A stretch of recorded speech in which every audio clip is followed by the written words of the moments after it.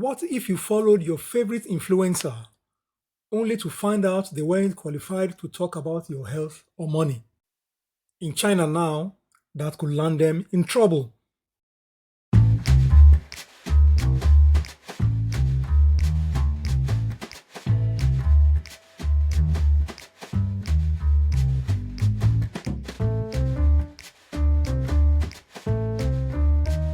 Welcome to Datalife, where we unpack how data and technology impact everyday life.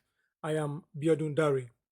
Today, we're going behind the headlines to explore a major shift happening across Chinese social media, where creators will soon need real credentials before giving advice on medicine, finance, law, or education.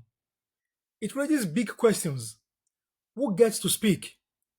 What does truth look like in an age of influence? Earlier last week, reports surfaced that China's regulatory authorities have introduced a new set of rules targeting online influencers. According to the announcement from sources including the Economic Times, anyone posting advice or commentary on serious subjects such as medicine, finance, law, or education will soon need formal credentials. That means having degrees, licenses, or certifications in the topic you're discussing. Chinese platforms like Douyin and Weibo, their equivalent of TikTok, may now be required to verify that influencers meet those standards before their videos can go live. On one hand, it's about fighting misinformation. On the other, it is raising the stakes for content creators who build their following without formal training. Let's break down exactly how this works, what the regulation says, who enforces it, and what the penalties could be. This is what the new rule requires. Influencers speaking on medicine, finance, and law will need to have verified qualifications or academic credentials relevant to that topic. Platforms are likely responsible for verifying credentials, meaning they may need to vet creators' backgrounds. Reported penalties include account restrictions or fines. In some cases, the fines could be as much as 100,000 renminbi, about 14,000 US dollars. This isn't just hearsay anymore. News outlets like the Daily Star and others have flagged these as part of larger efforts by the Cyberspace Administration of China (CAC) to tighten content oversight. It may tie into existing Chinese internet governance laws, such as the CAC's broader oversight over online content. So, why does this matter even beyond China? First, credibility and safety.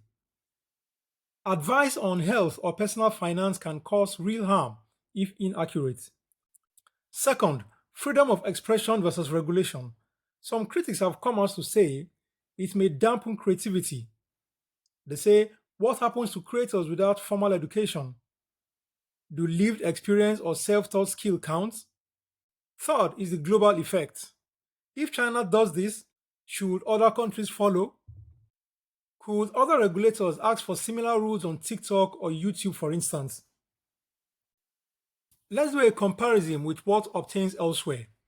For instance, many countries require licensed professionals like doctors, financial advisors to have regulatory approval before giving advice.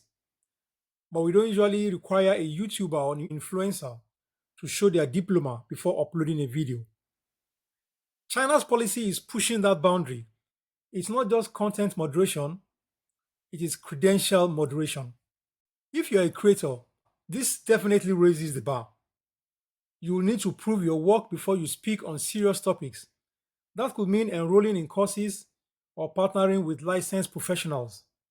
If you're a regular viewer, you may see some creators disappear or shift to collaboration with certified professionals. It may reduce bad advice, but it may also reduce diversity of voices. Here is what you can do as a consumer of social media. 1. Verify credentials. When someone gives financial or medical advice, look for their background. 2. Demand transparency. Check the About or Bio section of creators for certifications. 3. Use cross verification. If they claim statistical or clinical data, verify with trusted authorities or peer reviewed sources. You must also treat online advice with healthy skepticism.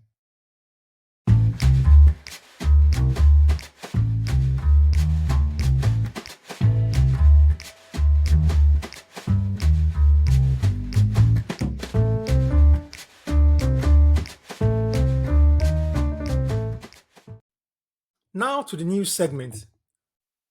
PayPal, an American fintech company, has come under a fake invoice alert attack by cybercriminals. This comes just days after PayPal sealed a partnership with OpenAI to expand payments and commerce directly within the chat platform beginning 2026. According to a Forbes report, it noted that cybercriminals were using a variation of what is known as Toad to target PayPal users with fake invoices. Interestingly, the security experts pointed out that what made this attack more concerning is that the attackers were sending the invoices from genuine PayPal account emails. Amazon has confirmed plans to lay off 14,000 corporate employees, adding another chapter to one of the tech industry's toughest years. According to a new report by Rational FX, a financial insights platform, over 202,000 workers in the tech sector have lost their jobs so far in 2025, with projections hitting 244,000 by year end.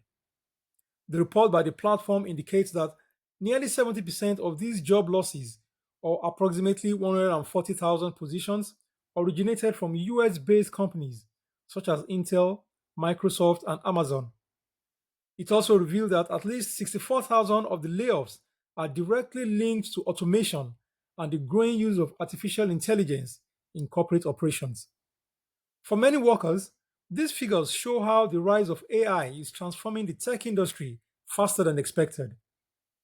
Companies are restructuring to become leaner, relying on software and automation tools that can perform repetitive or administrative tasks once handled by humans.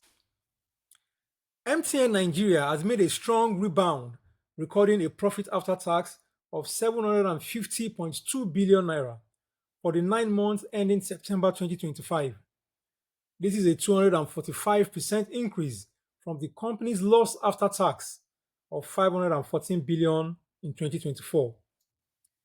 This profit comes on the back of improved macroeconomic conditions in the country, primarily the appreciation of the naira from 1,535 to the dollar in December to 1,475 to the US dollar as at the end of September 2025, as well as easing inflation from 34.8% at the close of 2024 to 18% in September 2025.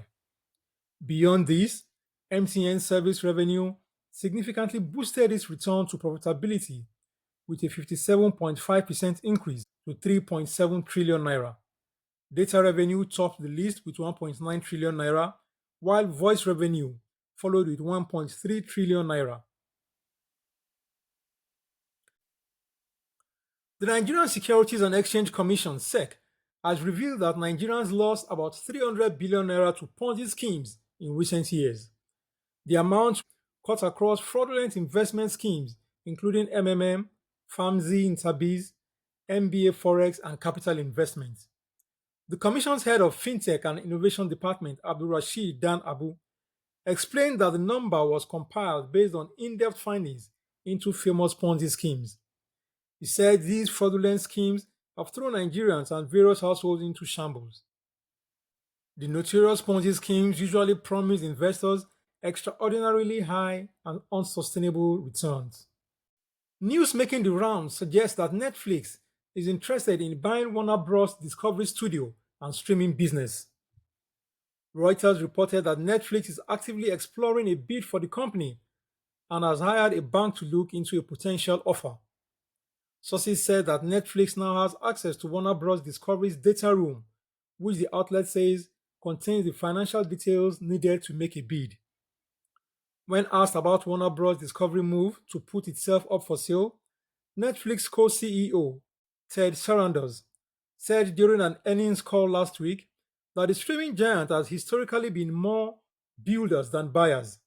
Sarandos added that Netflix still evaluates mergers and acquisition opportunities to see whether they would add value to the business. It's now time for our quiz segment. This is the quiz question. Which Chinese agency is behind enforcing online content regulations for influencers? A. Ministry of Culture. B. Cyberspace Administration of China. C. National People's Congress. D. State Council. Send in your answers in the comment section. And that's all we have time for on Data Life this week. If you found this useful, share this episode with someone who depends on online creators for health, finance, or legal tips. Also, do well to like and subscribe to this channel. I'm your host, Biodun Dare.